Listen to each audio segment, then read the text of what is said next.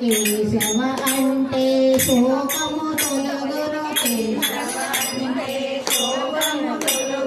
మాధవ అనరాధా ఒక్కసారి మాధవ అనరాధా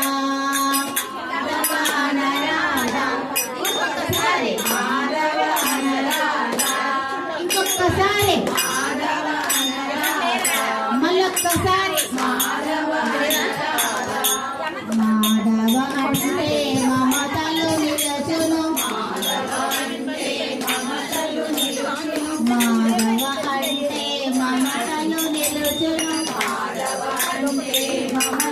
నిలుచును రామ అనరాధా ఒక్కసారి రామ అనరాధా